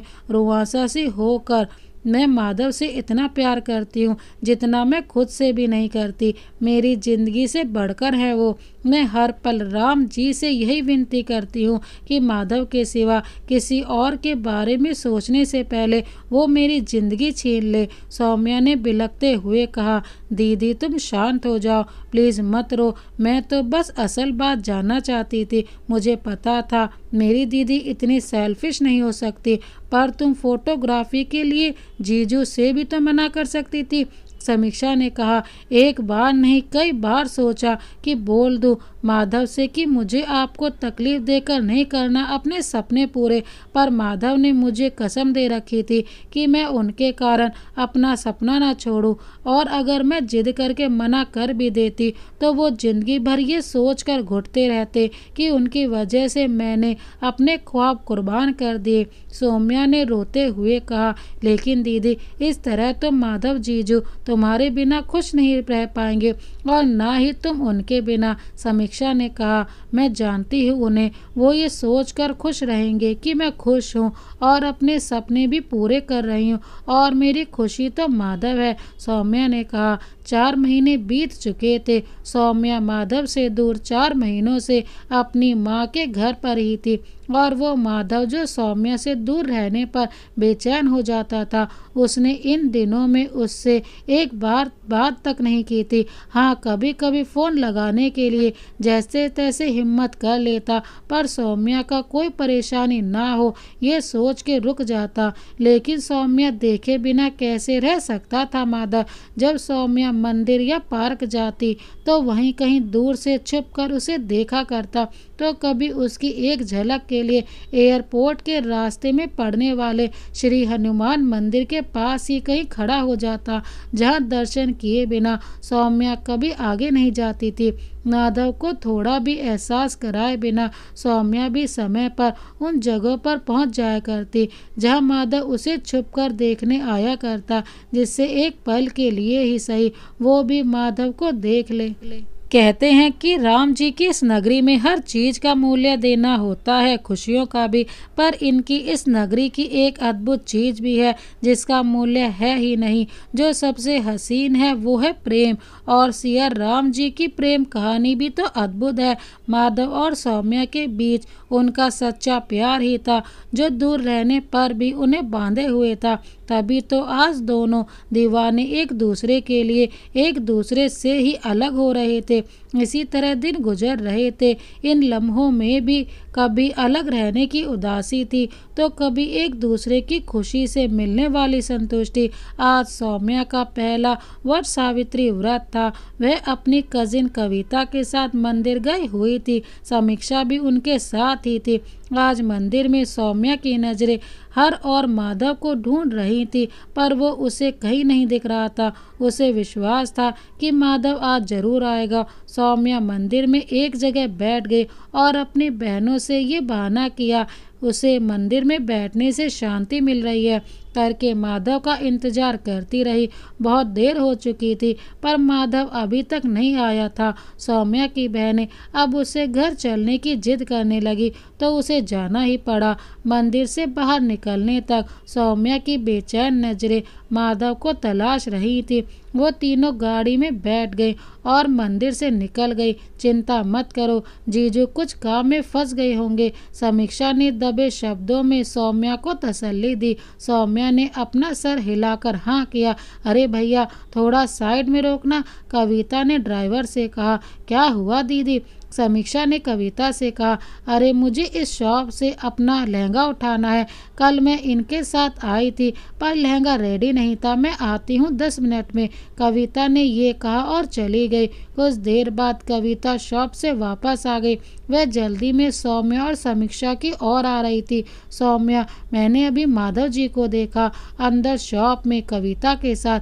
दीदी, हम एक ही शहर में रहते हैं, कभी न कभी तो टकराएंगे ना, उसमें क्या है? समीक्षा ने कहा। हाँ, पर वो एक लड़की के साथ थे। ऐसा लग रहा था जैसे वो ही उसे शॉपिंग करा रहे हो। वो लड़की ड्रेस अपने ऊपर डाल डाल कर दिखा रही थी और माधव उसके साथ ड्रेस सिलेक्ट कर रहे थे और दोनों बहुत खुश भी लग रहे थे, कविता ने कहा। समीक्षा ने सौम्या की ओर देखा। क्या कविता दीदी, आप भी अब कोई हंस बोल भी नहीं सकता क्या? और शॉपिंग चीज ही ऐसी जिससे लोग खुश हो ही जाते हैं, समीक्षा ने कहा। हाँ, वो भी सही है, पर उन्हें देखकर ऐसा तो नहीं लग रहा था कि उनकी खुशी की वजह शॉपिंग है। अलग ही चमक थी आज माधव में। अच्छा, अभी वो दोनों बाहर निकल कर आएंगे तो देख लेना, कविता ने कहा। मुझे नहीं देखना किसी को, तुम लोग चलो अब, सौम्या ने टालते हुए कहा। रुक तो यार, शायद तू पहचान ले उस लड़की को, कविता ने सौम्या का हाथ पकड़ते हुए कहा। तभी माधव किसी लड़की के साथ शॉप से बाहर आया। वो दोनों एक दूसरे से बातें कर रहे थे और काफ़ी घुले मिले लग रहे थे। फिर माधव और वो लड़की कार में बैठकर चले गए। सौम्या, समीक्षा और कविता तीनों उन्हें देख रही थी। सौम्या चुपचाप गाड़ी में बैठ गई। समीक्षा और कविता भी उसके साथ बैठ गई। देखा ना तुम लोगों ने, वैसे माधव उस लड़की के साथ काफ़ी खुश लग रहे थे। कहीं माधव और वो साथ तो नहीं है, कविता ने कहा। सौम्या उसकी और खामोशी से देखने लगी। मतलब वो दोस्त भी तो हो सकते हैं, कविता ने कहा। बस करो, समीक्षा ने कविता की ओर देखकर कहा। यार तू मुझ पर मत भड़क, तुम लोगों ने भी तो देखा ना, कविता ने कहा। मैं जानती हूँ उस लड़की को, वो आराधना है, माधव की कॉलेज फ्रेंड। माधव मुझे उससे मिला चुके हैं, सौम्या ने कहा। कविता शांत हो गई। कुछ देर में कविता का घर आ गया तो वो गाड़ी से उतरकर अपने घर चले गए। कुछ देर बाद सौम्या और समीक्षा भी अपने घर आ गए। सौम्या के दिमाग में कविता की बातें गूंज रही थी। हालांकि उसे पता था कि ये बातें भी बुनियादी हैं, पर ना जाने क्यों उसका मन उसी ओर घूमे जा रहा था। कभी कभी हमारे जीवन में ऐसे मोड़ भी आ जाते हैं जो हमें एकदम उलझा कर रख देते हैं। एक तरफ तो हमारा दिल जानता है कि असल पहलू क्या है, पर इनसिक्योरिटी का कोरा उसे धुंधला करने लगता है। सौम्या सोच में डूबी गुमसुम सी बैठी थी। सौम्या, खाना खा ले बेटा, माँ ने आवाज़ दी। सौम्या बिना कोई प्रतिक्रिया दिए बैठी रही। दीदी दीदी, समीक्षा ने उसे हिलाकर कहा। सौम्या चौंक कर समीक्षा की ओर देखने लगी। कब कब लगाई माँ ने आवाज़, मुझे कुछ सुनाई ही नहीं दिया। सौम्या ने बोलते बोलते शांत हो गई। कहीं तुमने कविता दी की बातें दिल से तो नहीं ले ली ना, समीक्षा ने कहा। सौम्या बिना कुछ बोले समीक्षा की ओर देखने लगी। दीदी तुम उसकी बातों पर ध्यान मत दो, वो कुछ भी बोलती है। उन्हें दूसरों के मामले में दखल देने में बड़ा मजा आता है। आप जानती तो हो उन्हें, और बात आपकी हो तो फिर वो कोई मौका नहीं छोड़ती, समीक्षा ने कहा। अपनी है इसलिए बोल रही है, वरना उसे क्या पड़ी है मेरी, सौम्या ने कहा। हाँ अपनी है वो, पर आपसे जलती भी है। याद करो जब आप और जीजू पहली बार ताऊ जी के यहाँ खाने पर गए थे, तब इसने जीजू से क्या कहा था कि कैसे झेल लेते हैं आप सौम्या को, तो जीजू ने कितना प्यारा जवाब दिया था, जो हमारे दिल में होते हैं, हम उन्हें झेलते नहीं प्यार करते हैं। फिर कैसे वो चिढ़ गई थी, याद है ना। और तुम कैसे कह सकती हो कि जीजू और वो आराधना साथ में है। मैं पहले भी कहती थी और अभी भी कहती हूँ, जीजू तुम्हें छोड़कर किसी और के बारे में सोच ही नहीं सकते, समीक्षा ने सौम्या को धैर्य बांधते हुए कहा। माधव ने बताया था कि आराधना उन्हें पसंद करती थी। उसने माधव को अपनी दिल की बात बताई थी, पर उस समय माधव ने उसे मना कर दिया था। अगर ये बात सच है तो मुझे अच्छा लगेगा कि माधव अपनी ज़िंदगी में आगे बढ़ गए। आराधना बहुत अच्छी लड़की है, वो उनका बहुत ख्याल रखेगी। और वैसे भी मेरा ये सब सोचना सब बेकार ही है, क्योंकि कुछ दिनों बाद हम पूरी तरह से अलग हो जाएंगे, सौम्या ने अपनी डूबती आवाज़ को संभालते हुए कहा। करीब 15 दिन गुजर चुके थे। सौम्या और समीक्षा माँ के साथ किचन में थी। तभी सौम्या के व्हाट्सएप पर मैसेज आया। उसने चेक किया तो कविता का मैसेज था। उसने कोई पिक्चर सेंड की थी। सौम्या ने पिक्चर डाउनलोड की। सौम्या ने जैसे ही पिक्चर देखी वह स्तंभ रह गई। समीक्षा और माँ ने उससे पूछा तो उसने उन्हें वो फोटो दिखाया। उस पिक्चर में माधव और आराधना साथ थे और आराधना के हाथ की अनामिका उंगली में अंगूठी थी, जो वह कैमरे के सामने दिखा रही थी। उस पोस्ट कैप्शन पर लिखा था, the lovely gift given by Madhav. Saumya चुपचाप अपने कमरे में चली गई। समीक्षा उसके पीछे आने लगी तो सौम्या ने उसे हाथ दिखाकर वहीं रुकने को कहा। सौम्या अपने कमरे में जाकर जमीन पर बैठ गई और टेबल पर रखी अपनी कविताओं की डायरी को उठाकर उसमें रखे सूखे गुलाब के फूलों को हाथों से छूकर सहलाने लगी, जो उसे माधव ने दिए थे। तभी उसके फ़ोन में कविता का फ़ोन आया। सौम्या ने फ़ोन उठाया। हाँ सौम्या, तूने देखी वो पिक्चर? अरे बड़ी मुश्किल से मिली है यार। वैसे मैं सोशल मीडिया पर खुद से किसी को फॉलो नहीं करती, पर मैंने अपने अपनी बहन के लिए अपनी सेल्फ रिस्पेक्ट को साइड में रख दिया। तुझे आराधना की रिंग देखकर सब समझ में तो आ ही गया होगा। मैं तुझे माधव की और खबरें लाकर दूंगी। हाँ, कविता ने कहा। नहीं कविता, रहने तो दे तू, वैसे भी इस सब का कोई मतलब नहीं है, हम अलग जो होने वाले हैं। ये बोलते बोलते सौम्या का गला भर आया और उसने फ़ोन काट दिया। सौम्या अंदर सिसकी भर रही थी, तभी समीक्षा आई। सौम्या ने जब समीक्षा को देखा तो वो समीक्षा को देख फफक कर रोने लगी और उससे लिपट गई। इतना आसान नहीं है समीक्षा ये, जितना मैंने सोचा था। माधव से दूर रहना बहुत मुश्किल होता जा रहा है। मैं क्या करूं अब? मैं अपने आप को संभाल नहीं पा रही हूँ। मुझे अच्छा नहीं लग रहा समीक्षा, सौम्या ने बिलखते हुए कहा। समीक्षा की भी आंखें छलक रही थी, पर वो सौम्या का सर सहलाकर उसे हौसला दे रही थी। मैं सोचती थी बस उससे दूर रहना है, लेकिन अब डर लगने लगा है। सब सच कहते हैं, मैं बेवकूफ़ हूँ, पागल हूँ जो माधव से दूर हो गई, पर मैं क्या करती समीक्षा, मैं उन्हें परेशान नहीं देख पा रही थी। हे राम जी, ये क्या हो गया मुझसे? सौम्या ने बिलखते हुए कहा। मैं अभी उनके पास जाती हूँ, उनसे हर बार की तरह सॉरी माधव कह दूंगी। वो मेरी हर गलती माफ़ कर देते हैं और मुझे पता है वो ये भी माफ़ कर देंगे। सौम्या बिलख कर कहते हुए बदहवा सी दरवाजे की ओर जाने लगी। तभी माँ ने उसे पकड़ा और चिल्ला कर कहा, तुम क्या समझती हो तुम्हारे एक सॉरी से सब पहले जैसा हो जाएगा? मैंने कहा था कि सौम्या जल्दबाजी मत कर, पछताएगी तो, पर नहीं माना तूने। सॉरी माँ, सौम्या ने रोते हुए कहा। फिर सॉरी? तुम लोगों ने तो मजाक बना लिया है, तुम्हारे लिए बस सॉरी कह दो और सब ठीक। और अब तक तो तुझे कोई फर्क नहीं पड़ रहा था ना? जब तूने माधव को उस लड़की के साथ देखा तो दूरी बर्दाश्त नहीं हो पा रही है तुझे। अगर माधव किसी और को पसंद करने लगा है तो तुझे क्यों परेशानी हो रही है? तुझसे उसकी थोड़ी सी भी खुशी देखी नहीं जाती क्या? अगर वो नई जिंदगी शुरू करना चाहता है तो तुझे खुश होना चाहिए ना, और ये सब छोड़कर अपने करियर पर ध्यान दे जो तुझे बहुत प्यारा है। माँ ने गुस्से से झल्ला कर कहा। सौम्या शांत हो गई और निढाल होकर बिस्तर पर लेट गई, सिसकियां भरते हुए। कब उसकी आंख लग गई पता ही नहीं चला। दीदी दीदी उठो, वो नीचे तुम्हारे वकील आए हुए हैं। अगले दिन सुबह सौम्या की आंख समीक्षा की आवाज़ के साथ खुली। सौम्या नीचे गई तो वकील ने कहा, मैडम अच्छी खबर है, इसी महीने की 13 तारीख को आपकी और माधव की कोर्ट में पेशी थी। दोनों पार्टी सहमत थी, इसलिए डिवोर्स प्रोसेसिंग में ज़्यादा समय नहीं लगा। बस उस दिन कोई गड़बड़ नहीं हुई तो आपको उसी दिन डिवोर्स मिल जाएगा। सौम्या चुपचाप वकील की बातें सुन रही थी। उसकी नज़र कैलेंडर पर पड़ी तो सिर्फ 4 दिन ही बाकी थे। अगले दिन माधव अपनी बालकनी पर खड़ा फ़ोन पर बात कर रहा था, तभी उसे हॉर्न की आवाज़ सुनाई दी। उसने गेट की तरफ देखा तो सौम्या अपनी स्कूटी पर थी। सौम्या ने गेट खुलवाने के लिए हॉर्न दिया, जैसे वो हमेशा करती थी। माधव ने जया को आवाज़ दी, पर शायद उस समय घर पर कोई नहीं था। जब माधव नीचे आने लगा तो सौम्या ने उसे हाथ से इशारा करते हुए रोका और फिर उसने स्कूटी से उतरकर गेट खोला और स्कूटी चलाकर अंदर आ गई।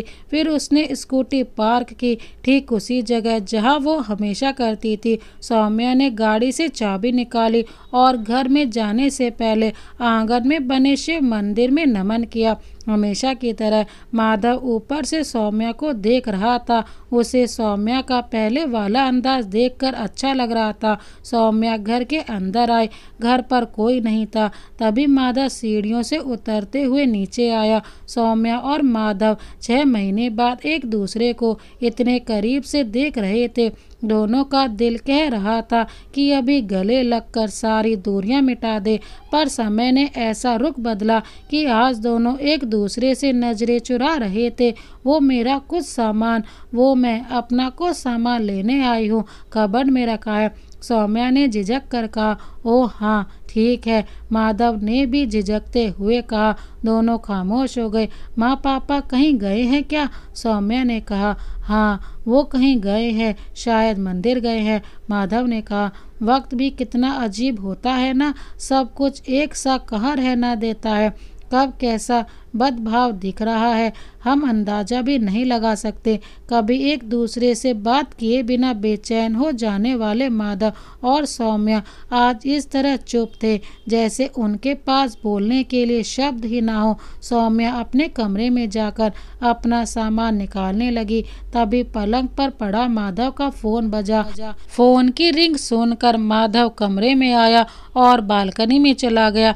माधव की हल्की हल्की बातें सौम्या के कानों में पड़ रही थी, पर वो हमेशा की तरह उन पर ध्यान नहीं दे रही थी। हाँ, मैं उसे छोड़ रहा हूँ, इसलिए नहीं कि मैं उससे तंग आ गया हूँ, बल्कि इसलिए कि वो चाहती है, उसे अपना सपना पूरा करना है और मुझे मेरा, जो मैंने उसके लिए देखा था। और आई होप 13 तारीख के बाद सब ठीक हो जाएगा। पर माधव के ये शब्द सौम्या नज़रअंदाज नहीं कर पाई। उसकी आंखों डबडबाने लगी और वो ना चाहते हुए भी सोचने लगी कि माधव किससे ऐसी बातें कर रहा है। माधव की बात खत्म हो गई और वो बालकनी से कमरे में आ गया। उसने अपना फ़ोन पलंग पर रखा और बाहर चला गया। सौम्या की नज़र माधव के फ़ोन की स्क्रीन पर पड़ी। उसमें किसी की पिक्चर ओपन थी। सौम्या ने माधव का फ़ोन हाथ में उठाया। उसने देखा तो वो पिक्चर आराधना की थी। सौम्या कमरे से बाहर आ गई। सौम्या ने देखा कि माधव किचन में है, शायद कुछ पका रहा था। माधव 2 चाय के कप हाथ में लेकर आया। ये चाय, माधव ने टेबल पर रखते हुए कहा। वो मुझे जल्दी जाना है, सौम्या ने टालते हुए कहा। बस थोड़ी देर, पता नहीं अब मौका मिले या नहीं, माधव ने कहा। सौम्या कुछ कह नहीं पाई और बैठ गई। माधव ने उसे चाय का कप दिया। उस कमरे में इतनी खामोशी छाई हुई थी कि सिर्फ घड़ी की टिक टिक ही सुनाई दे रही थी। माधव और सौम्या चाय के प्याले में जज्बातों का एक एक घूंट चुपचाप पी रहे थे। दोनों की आंखों में छाई नमी बहुत कुछ कह रही थी, पर उसमें स्वर नहीं थे। चाय खत्म होते ही सौम्या उठकर जाने लगी। माधव खड़ा हो गया। सौम्या दरवाजे की ओर बढ़ रही थी कि अचानक उसके कदम रुक गए। I am sorry Madhav, Saumya ने बिना माधव की ओर देखे अपनी डूबती हुई आवाज़ को संभालते हुए कहा। माधव की आंखें छलक पड़ी और सौम्या वहां से चली गई। अगले दिन की सुबह माधव और सौम्या डिस्ट्रिक्ट कोर्ट में थे। अचानक बहुत तेज बारिश होने लगी। दोनों शांत खड़े एक दूसरे को कनखियों से देख रहे थे। चारों ओर बारिश की महक और मिट्टी की सौंधी खुशबू फैली हुई थी, पर वो भी उन दोनों की उदासी कम नहीं कर पा रही थी। लगभग 2 घंटे बीत चुके थे। जज साहब भी बारिश में फंसे हुए थे, इसलिए उन्हें आने में देर हो रही थी और वहां मौजूद लगभग सभी लोगों का बिल्कुल अफसोस नहीं हो रहा था, बल्कि वो जज साहब के न आने की प्रार्थना कर रहे थे ताकि तारीख टल जाए। सौम्या बेसुध और गुमसुम सी बेंच पर बैठी थी। तभी सभी के लिए चाय आई। एक लड़के ने सौम्या के हाथ में चाय दी। सौम्या ने गर्म चाय अपने मुंह से लगाई तो उसकी जीभ जल गई। उसके मुंह से आह माधव निकल पड़ा और उसकी नज़रें माधव को देखने लगी। माधव बिना प्रतिक्रिया दिए दूसरी तरफ मुंह करके खड़ा हो गया। आखिर सौम्या ने ही तो उसे मना किया था और माधव की बेबसी उसकी आंखों से छलक रही थी, जिसे सौम्या की मां साफ देख रही थी। थोड़ी देर में अंदर से सुनवाई के लिए बुलावा आया। वकीलों ने दलीलें पेश की और माधव और सौम्या से आखिरी बार तलाक के लिए पूछा गया। माधव ने हाँ कर दिया। सौम्या कुछ बोलती कि तभी सौम्या की मां की तबीयत अचानक से खराब होने लगी। उन्हें सांस लेने में तकलीफ होने लगी और नाक नाक से खून बहने लगा था। सौम्या भागकर माँ के पास गई और एम्बुलेंस बुलाने के लिए चिल्लाने लगी। माधव भी सौम्या के पास आ गया। माँ को अस्पताल पहुंचा दिया गया। सौम्या से उसके वकील ने जज के सामने डिवोर्स की मंजूरी देने के लिए कहा, पर सौम्या ने उस पर ध्यान नहीं दिया और माँ के साथ चली गई। हॉस्पिटल में माँ पलंग पर लेटी हुई थी। सौम्या उनके पास बैठी थी और बाकी लोग बाहर थे। तभी सौम्या के पापा आए। सब उनकी ओर देखने लगे। वो डॉक्टर कह रही हैं ब्लड प्रेशर हाई हो गया है, आज ही डिस्चार्ज हो जाएंगी। सौम्या के पिता ने कहा। शाम होते ही सौम्या की मां डिस्चार्ज होकर घर आ गई। रात को सौम्या के वकील का फ़ोन आया। उसने सौम्या को बताया कि तलाक की तारीख आगे बढ़ा दी गई है। अगले दिन दोपहर में सौम्या अपने कपड़े कबर्ड में जमा रही थी कि उसकी नज़र उसकी और माधव की सगाई के एल्बम पर पड़ी। उसने एल्बम उठाया और ज़मीन पर बैठकर देखने लगी। उस एल्बम की हर तस्वीर सौम्या के होठों में मुस्कान के साथ आंखों में आंसू ला रही थी। यादों के साए में डूबी सौम्या अपने बीते पलों को खंगाल रही थी कि दरवाजे की घंटी बजी। सौम्या उठकर बाहर आ गई और उसने गेट खोला। सामने माधव खड़ा था, साथ में आराधना भी थी। सौम्या ने मुस्कुराकर उन दोनों से अंदर आने के लिए कहा। सौम्या, आंटी कहाँ है? हम उनसे मिलने के लिए आए हैं। माधव ने बताया कि कल आंटी की तबीयत बिगड़ गई थी, तो मैंने सोचा मैं भी उनसे मिल लेती हूँ। आराधना ने कहा। माँ पीछे आंगन में बैठी हैं, आप लोग उनसे वहीं जाकर मिल लीजिए, सौम्या ने सहजता से कहा। सौम्या माधव और आराधना को माँ के पास ले गई। माँ ने सौम्या से उन दोनों के लिए चाय लाने को कहा। माधव और आराधना माँ के पास बैठे बातें कर रहे थे। तभी अंदर से कुछ गिरने की आवाज़ आई।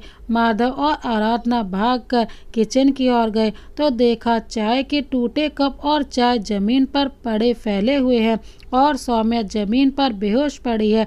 आवाज़ सुनकर समीक्षा भी आ गई। माधव ने सौम्या का सर अपनी गोद में रखा और समीक्षा से पानी लेकर पानी के छींटे सौम्या के मुंह पर मारे। सौम्या को फिर भी होश नहीं आ रहा था। वो लोग सौम्या को पास के हॉस्पिटल लेकर गए। सौम्या को तुरंत एडमिट कर लिया गया। सौम्या, माधव और आराधना सौम्या के रूम के बाहर चेयर पर बैठे थे। तभी वहाँ डॉक्टर आए। यहाँ सौम्या के साथ कौन है? डॉक्टर ने कहा। जी मैं हूँ उनका पति।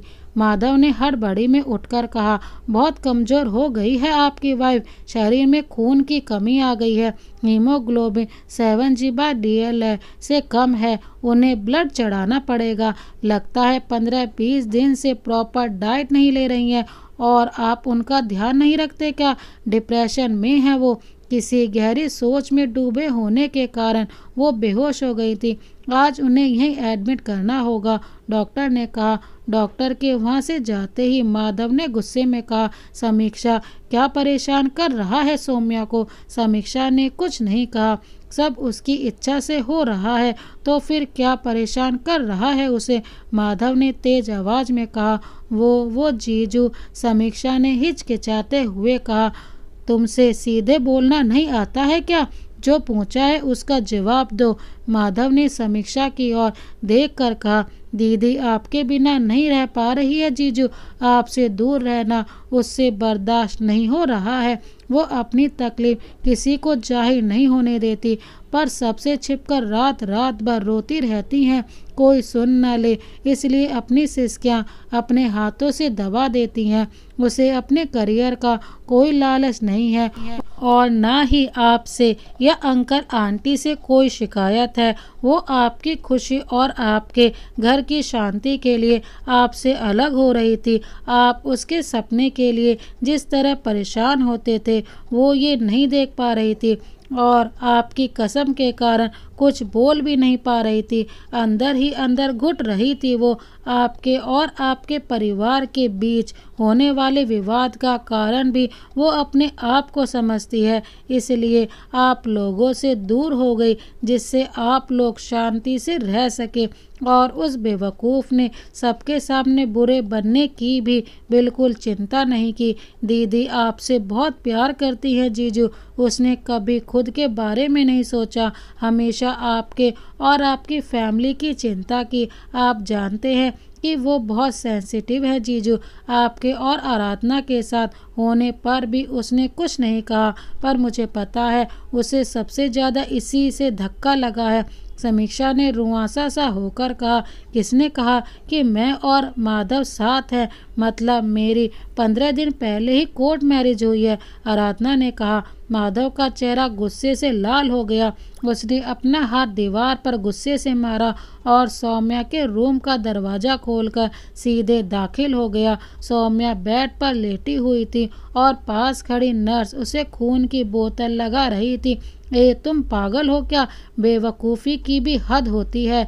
माधव अपना सर पकड़कर गुस्से से चिल्लाकर कहता है। माधव के पीछे पीछे समीक्षा और आराधना भी रूम में आ गए। आप हल्ला मत करिए, आप हॉस्पिटल में हैं, दूसरे मरीजों को परेशानी हो गई, नर्स ने कहा। माधव ने नर्स की ओर ध्यान नहीं दिया। ये दोनों 6 महीने से परेशान हैं। अगर आपके पेशेंट थोड़ी देर परेशान हो जाएंगे तो कुछ बिगड़ेगा नहीं, समीक्षा ने कहा। सौम्या उठकर बैठ गई। माधव गुस्से से सौम्या को देख रहा था। क्या हुआ? सौम्या ने कहा। तुम्हें तो लगता है एक थप्पड़ लगाओ, सब अकल ठिकाने आ जाएगी तुम्हारी। 6 महीने से सबको परेशान कर रखा है तुमने, खुद के साथ साथ मुझे भी पागल कर रही हो और पूछती हो क्या हुआ? अकल बकल नहीं है क्या तुम्हें? बस जो जी में आए वो करना है तुम्हें। 6 महीने से दिमाग खराब करके रख दिया है। बहुत समझदार बनती हो। मुझे तो लगता है कि तुम्हें। माधव ने सौम्या की ओर दांत कस मसाते हुए गुस्से से कहा। देखो देखो अपनी हालत, शरीर कमज़ोर हो गया है, रो रो कर आंखें सूज गई हैं, शरीर में खून नहीं है, डिप्रेशन में चली गई हो तुम। अगर तुम्हें कुछ हो जाता तो मेरा क्या होता? कभी सोचा है तुमने? तुम्हारे बिना मर जाऊंगा मैं। बहुत हो गई तुम्हारी जिदें, सुन लो ये सब अब और नहीं चलेगा, माधव ने चिल्लाकर कहा। मैं तुमसे पहले भी कह चुकी हूँ, मेरी चिंता करना छोड़ो और मुझे अकेले रहने दो, सौम्या ने कहा। अब बस करो अपना ये ड्रामा, बहुत हो गया तुम्हारा। हाँ, समीक्षा ने सब बता दिया है। मुझे पहले भी शक था कि तुम इतने जल्दी घबरा कर पीछे हटने वालों में से नहीं हो, पर तुमने इतना उलझा दिया था कि कुछ सोच ही नहीं पा रहा था, माधव ने झल्ला कर कहा। मेरी बहुत चिंता हो रही थी ना तुम्हें, तो मुझसे कहती, मैं कोई ना कोई सॉल्यूशन निकाल लेता। इतनी सी बात को इतना लंबा खींच डाला तुमने। ऐसे तो बड़ी स्ट्रेट फॉरवर्ड बनी घूमती हो। अब क्या हुआ? हाँ, माधव ने कहा। हाँ तो अगर मैं ये कहती कि मुझे तुम्हें और माँ पापा को परेशान करके नहीं करना कोई सपना पूरा, तो क्या तुम मुझे ये करने देते, छोड़ने देते मुझे फोटोग्राफी? सौम्या ने गुस्से से कहा। हाँ, नहीं छोड़ने देता, और वो भी इतनी सी बात पर। मैं इसके लिए कोई ना कोई रास्ता निकाल ही लेता। क्या तुम्हें मुझ पर विश्वास नहीं था? माधव ने कहा। क्या रास्ता निकालते? हाँ, मेरे लिए रास्ता निकालते निकालते खुद को तकलीफ देते रहते। आपको तो कोई फर्क नहीं पड़ता, पर मैं हर वक्त घुटती रहती थी। आपकी परेशानी मुझसे बर्दाश्त नहीं होती थी, सौम्या ने झल्लाकर कहा। माधव चुप हो गया। सौम्या के आंसू छलक पड़े। मैं आपको हर वक्त टेंशन में नहीं देख सकती माधव। मेरा शौक पूरा करने के चक्कर में आप खुद को भूल ही गए थे। ऐसा लगता था कि जैसे सारा बोझ आप अकेले ही ढो रहे हो। मुझे कुछ समझ नहीं आ रहा था माधव, मैं क्या करूं? सौम्या ने बिलखते हुए कहा। माधव सौम्या के पास गया और उसके आंसू पोंछकर उसे चुप कराने लगा। आई एम सॉरी सौम्या, तुम शांत हो जाओ। देखो तुम्हारी तबीयत भी ठीक नहीं है, ज़्यादा स्ट्रेस मत लो। मैं तुम्हें इस तरह से रोते बिलखते नहीं देख पा रहा हूँ यार, प्लीज़ मत रो, माधव ने सौम्या के आंसू पोंछते हुए कहा। माधव, आई एम सॉरी, मैंने तुम्हें परेशान कर डाला, बट आई स्वेयर मेरा इंटेंशन ऐसा नहीं था। बस मुझे जो सही समझ आया मैंने वो ही किया, सौम्या ने रोते हुए कहा। माधव की भी आंखें भर आईं। उसने सौम्या का सर चूमकर उसे अपने गले से लगा लिया। सब सौम्या को समझा रहे थे पर उसके आंसू रुकने का नाम ही नहीं ले रहे थे। हल्का कर लेने दो उसे अपना जी, बहुत दिनों से भरी हुई है, कुछ देर मत रोको। पास खड़ी हुई नर्स ने मुस्कुराकर कहा। सौम्या 1 घंटे तक बिना रुके माधव से लिपट कर रोती रही, फिर धीरे धीरे शांत होने लगी। उसी बीच माधव के माता पिता और सौम्या की माँ वहाँ आ गए। उन सभी को माधव और सौम्या को साथ देखकर बेहद सुकून मिल रहा था। माधव, अब मैं फोटोग्राफी नहीं करूँगी, ठीक है ना? सौम्या ने रुआंदा होकर कहा। अरे नहीं बेटा, तू फोटोग्राफी नहीं छोड़ेगी। अगर तेरे पापा को परेशानी है तो मैं तेरे साथ जाऊंगी, देखती हूँ कौन रोकता है तुझे। माधव की माँ ने कहा। मुझे क्यों परेशानी होने लगी? सौम्या मेरी बेटी है। सौम्या के कारण तो लोग हमारी और भी सम्मान करने लगे हैं। सौम्या, हम लोग अपनी जिद में इतना खो गए कि तुम दोनों की दुविधा को देख ही नहीं पाए। हम तुझे अब ना रोकेंगे और ना ही दबाव बनाएंगे। बस तुम दोनों खुश रहो, साथ रहो, यही हम चाहते हैं, माधव के पिता ने कहा। माधव के माता पिता की बात सुनकर सभी के चेहरे में खुशी छा गई और सौम्या, माधव की अलसाई आंखों में आंसू। माधव, एक और बात के लिए सॉरी, सौम्या ने कहा। माधव उसकी ओर देखने लगा। वो जब मैं अपना सामान लेने गई थी ना, तब आपके फ़ोन में आराधना की तस्वीर देखकर मुझे थोड़ा ज़्यादा ही गुस्सा आ गया था और मैंने फ़ोन ज़मीन पर पटक दिया था। वो फ़ोन मुझसे ही टूटा था। आई एम सॉरी, सौम्या ने मासूमियत से कान पकड़ते हुए कहा। सौम्या की बात सुनकर वहाँ मौजूद सभी लोग ठहाका मारकर हंसने लगे। मुझे मालूम है, माधव ने हंसकर कहा। सौम्या, तुमने उस पिक्चर को जूम आउट करके नहीं देखा था क्या? अगर देखती तो बगल में मेरे पति भी नजर आते। ये देखो, आराधना ने मजाकिया अंदाज में सौम्या को पिक्चर दिखाते हुए कहा। माधव, सॉरी, मैंने फिर गलती की, सौम्या ने शर्मिंदगी से नज़र झुकाकर कहा। माधव ने हंसकर प्यार से सौम्या का माथा चूम लिया।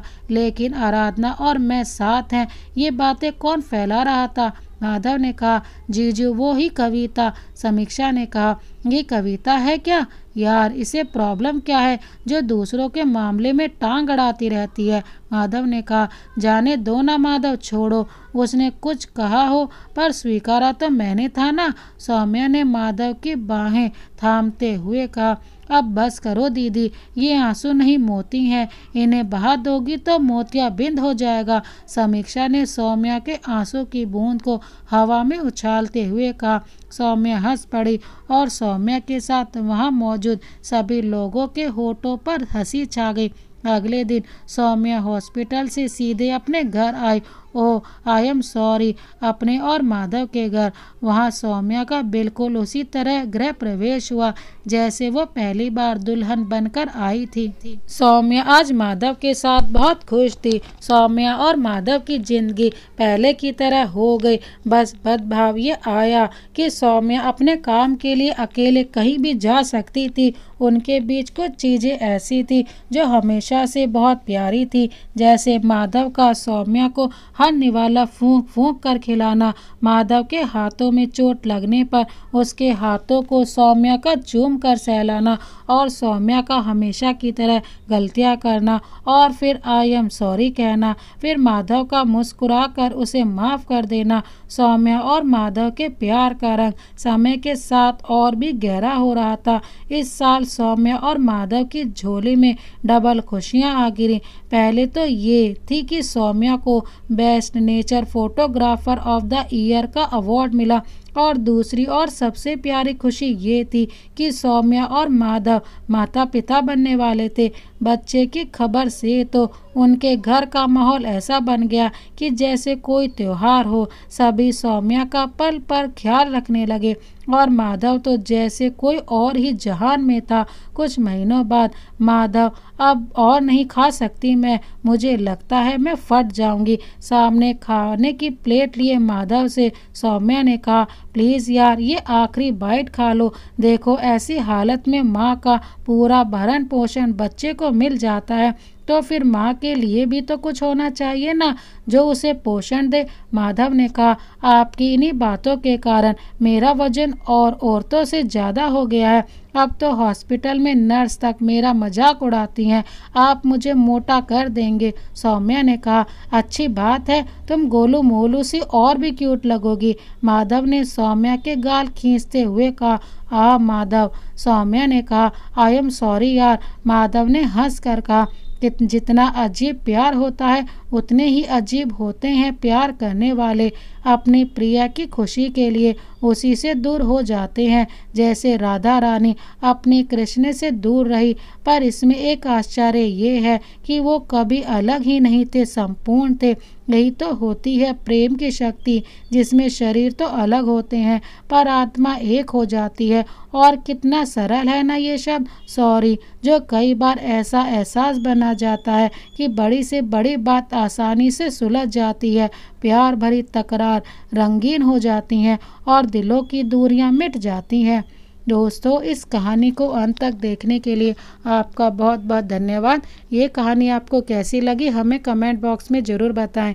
इसी तरह की अन्य कहानियाँ देखने के लिए हमारे चैनल को अभी सब्सक्राइब कर बेल आइकन को प्रेस करना ना भूलें। Thank you so much. Vande Mataram.